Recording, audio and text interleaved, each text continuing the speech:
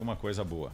Bom, 2 horas mais 23 minutos, vamos voltar a falar daquele assunto muito triste envolvendo o Pantanal. O Pantanal, que é um dos símbolos, não do Brasil, mas do mundo, né? Um dos paraísos que temos no planeta. A maior planície alagada do mundo que está, infelizmente, sendo queimada. E isso entristece a todos nós. Ver aqueles animais morrendo, aqueles animais secados pelo fogo, aquela vegetação toda exuberante sendo consumida pelas chamas, é de entristecer e cortar o coração de qualquer pessoa, não só aos amantes da natureza. O Evaristo de Miranda, ele que é pesquisador e chefe geral, viu, da Embrapa Territorial, está conosco ao vivo aqui no Bora Brasil, na Rádio Bandeirantes, para entendermos melhor o que é que está acontecendo no Pantanal e qual a previsão para os próximos meses. O Evaristo, muito boa tarde, seja bem-vindo aqui ao Bora Brasil. Boa tarde, Joel, boa tarde, Ana, um prazer estar aqui com vocês. Prazer é todo nosso. Bom, primeiramente, o que está acontecendo no Pantanal, o porquê desse fogo tão intenso e tão destrutivo lá no Pantanal, hein? Algo como a gente nunca viu. Eu não me lembro de ter visto algo tão destrutivo como esse fogo que vem consumindo o Pantanal, como esse de agora, viu, Evaristo?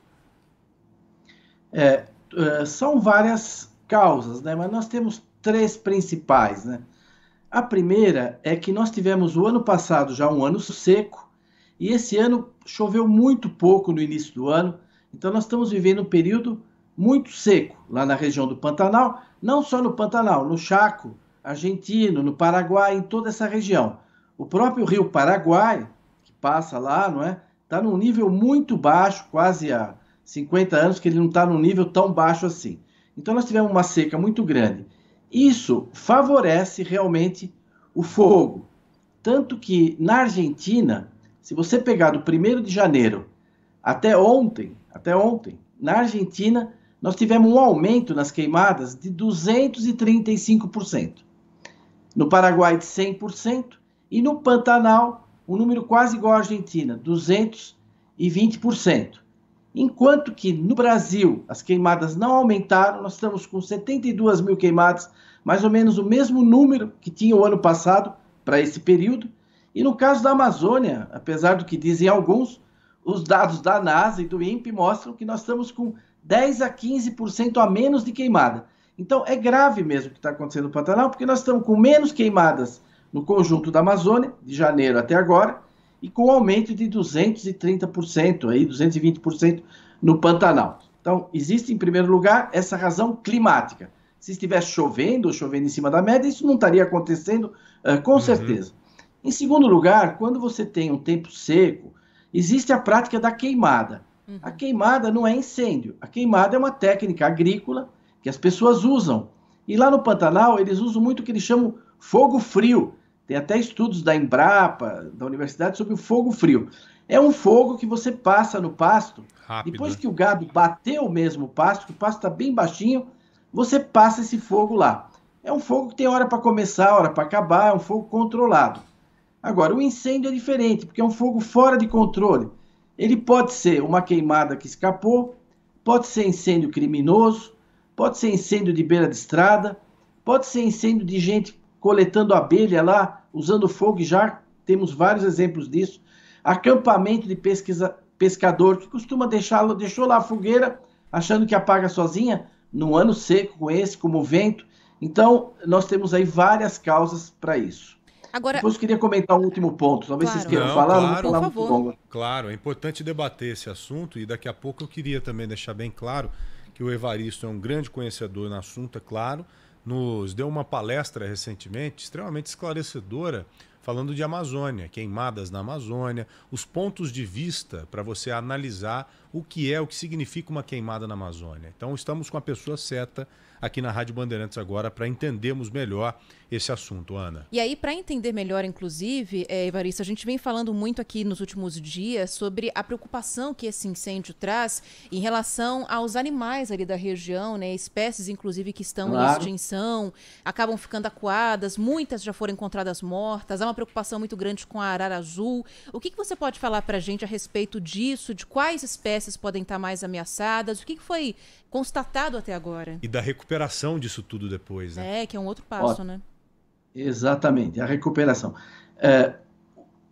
incêndios não ocorrem na Amazônia. Você não consegue pôr fogo na floresta amazônica, te dou uma caixa de fósforo, você pode passar a semana lá, ela não queima. A floresta amazônica é preservada, né? Sim. A Caatinga não queima, mas o Pantanal queima, porque é uma vegetação muito aberta e é uma vegetação essencialmente de gramíneas, né? Uma vegetação de gramíneas, de capins, não é? Esse capim seca nessa época do ano e ele pega fogo. É parecido com o Cerrado. O Cerrado também pega fogo. Então, é uma região onde os incêndios se propagam. Quando volta a chover, como já está chovendo, graças a Deus lá, essa frente fria excepcional que nós estamos tendo, chuva só era esperada lá para outubro, mas essa chuva que veio agora está ajudando a apagar esse fogo. Então, a vegetação ela se recupera muito rapidamente. O tronco foi queimado, volta a brotar, o capim volta, tudo volta. Mas a fauna não. Quer dizer, a fauna é uma perda dolorosa, porque esses animais, acho que o termo é, eles estão, alguns ameaçados de extinção, em extinção não tem nenhum, mas alguns ameaçados de extinção, você destrói o habitat dele, a casa dele, a comida dele, e destrói fisicamente. Os animais morrem mesmo queimados, cercados pelo incêndio, né? Agora, existe uma responsabilidade humana também no Pantanal que tem que ser colocada aqui. Ela foi colocada agora, quando o ministro do Meio Ambiente esteve lá, que é de outra natureza e que a mídia tem tratado pouco. E o que explica, inclusive, a violência, a intensidade desse incêndio. Não sei se a gente pode passar para isso ou a gente continua respondendo alguma pergunta. Não, claro que podemos, Evaristo. Você manda aqui. Estamos com uma das maiores autoridades do mundo. Não. Não, claro que é. Não. Com certeza. Agora, o Evaristo, já aproveitando, né? Nós sabemos que o gado, ele é muito importante para o Pantanal, diferente de outras regiões. Porque ele é considerado, muitas das vezes, Ana, o bombeiro. Porque ele remove essa vegetação, a gramínea, que é a que queima e que promove lá na frente o fogo frio que o Evaristo colocou muito bem. Agora, Evaristo, como que a gente pode fazer para evitar nos próximos anos queimadas similares? Há como colocar em prática algum plano emergencial ou se criar um plano emergencial para conter já no início um fogo que pode se alastrar como esse que vem consumindo o Pantanal? Porque eu estou percebendo que a gente não está muito bem preparado para isso. É muito difícil no Pantanal, porque é uma região que não tem infraestrutura, é uma região muito preservada, muito protegida. Você só tem a Transpantaneira como estrada feita pelos militares nos anos 70, né? Hoje em dia ninguém faria essa estrada, acho que não seria autorizado fazer uma estrada dessa. Então você não tem infraestrutura, é muito difícil chegar. A densidade populacional também é pequena na área rural. São áreas muito isoladas, tanto que todo mundo vai lá para ver a natureza, etc. Então começa aí, você tem uma dificuldade logística, não é? Porque não tem densidade de população, não tem infraestrutura, é diferente da região dos Cerrados, aqui da Mata Atlântica, onde você tem muitas cidades, muitas estradas, muitos acessos, muita gente. O governo colocou um contingente expressivo, né? Mais de 3 mil brigadistas, mas pode ver nas imagens que eles estão usando muito avião, muito helicóptero. A ação, esse meio tem uma ação muito limitada, né? O que eles levam de água é muito pouco em cada ocasião e é muito direcionado para os pontos críticos, né? Até para tentar levar o fogo para um lugar onde ele acabe sozinho, né? Mas por que eles estão indo assim? Bom, porque para você chegar lá de carro, etc., você não consegue, é muito difícil. Agora você, Joel, falou um assunto que é fundamental e que a mídia tem evitado de tratar, não é? Que é o boi como bombeiro. O boi tem esse papel no Pantanal. Quer dizer, a água enche de água. Porque o Pantanal é uma região que não chove muito. Não chove muito. Se você pegar as serras do Pantanal, Serra do Amolar, etc., a vegetação é igual a da Caatinga. Igual a Caatinga. Fica perto de toda a folha, igual a Caatinga. Mas embaixo não. A água vem lá de cima, dos Cerrados, do Planalto, e enche o Pantanal todo ano. Quando enche, bom, o gado se retira para os locais mais altos. Quando a água baixa, brota o capim. Esse capim cresce. E foi exatamente o que você disse. Quando o boi come o capim, o boi bate, como a gente diz, esse capim, quase não fica massa vegetal para queimar quando chega a estação seca. Quer dizer, o boi está comendo durante a estação das chuvas, enquanto está verde. E isso acontece em toda a região. O gado, o boi está lá há 4 séculos. Então, o homem pantaneiro, o boi, faz parte desse sistema. Existe um equilíbrio lá entre o boi, a vegetação, o uso da terra. Agora, quando a pecuária declina, por razões econômicas, de competitividade, etc., enfrenta várias crises. Quando você retira o boi, como se retirou de grandes reservas que se criaram lá na região, reservas ecológicas, reserva de preservação permanente, como a RPN do Sesc Pantanal, que é muito conhecida, não é? O que acontece nesses lugares? Você tirando o gado e cercando, você cria uma bomba. O capim cresce muito. Você cria uma e bomba. vai acumulando. Exatamente. Acumula muita massa vegetal.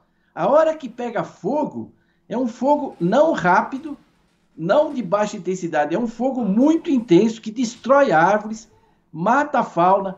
Quando esse fogo frio dos agricultores, ele corre baixinho, a fauna se desloca, é raro isso daí causar morte de animais.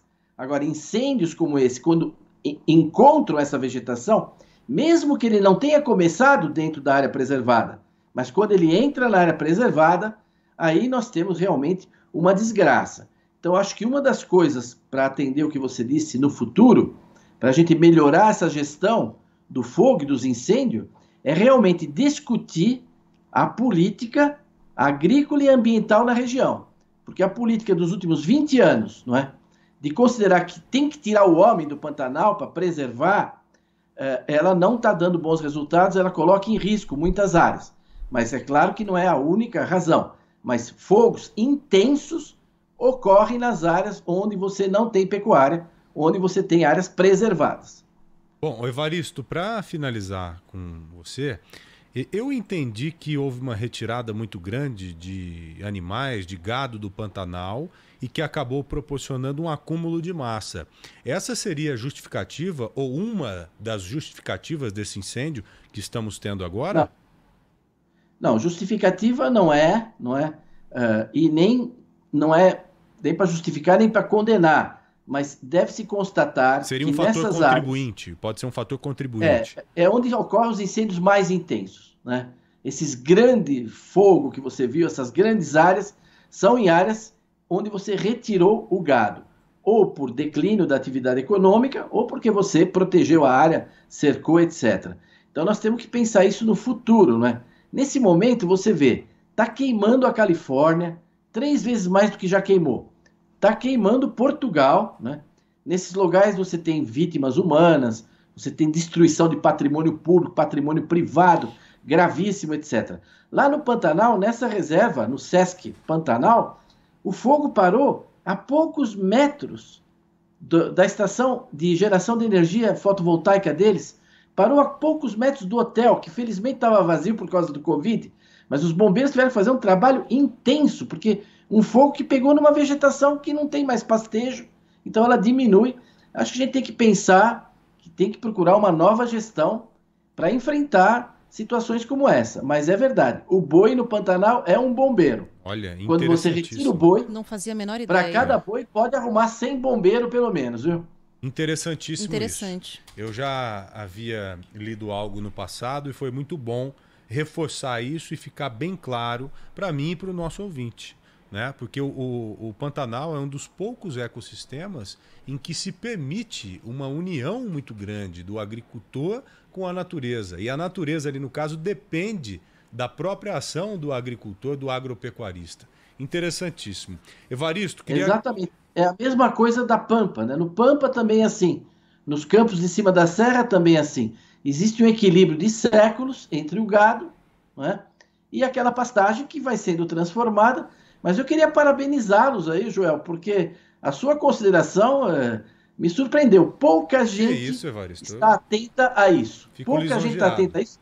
Aparecido na mídia, dá a impressão que os fazendeiros querem destruir as fazendas deles, dá a impressão que é uma maldade. O pessoal está fazendo isso de sacanagem, de maldade, eles querem tacar fogo em tudo. Não tem nada disso. Isso é interesse externo, interesse externo. A mesma coisa que estão fazendo com a Amazônia, dizendo que estamos destruindo a Amazônia para embargar muita coisa nossa, porque o Brasil é um país competitivo em todos os sentidos. Então tem esse interesse, infelizmente. É interesse, às vezes, da União Europeia dizer, olha, o Brasil está queimando a Amazônia, então vamos colocar embargo, enquanto o Brasil está crescendo muito tecnologicamente falando e tendo condição de competir com os grandes. Essa é a realidade. Então, por isso que precisamos ficar bem atentos a essas questões todas. Evaristo, muito obrigado, viu, pela entrevista. Foi um prazer enorme falar com você. Eu é que agradeço, só pontuo exatamente o que você falou. Esse ano nós estamos com 15% a menos de focos de fogo em todo o bioma Amazônia, dados da NASA, do INPE, e tem gente falando que as queimadas aumentaram, etc, etc. Foi um prazer estar aqui com vocês. Um grande abraço. Até um mais. Abraço, Obrigada. Evaristo. Parabéns pelo seu trabalho, viu? Espero contar novamente com você aqui no Bora Brasil.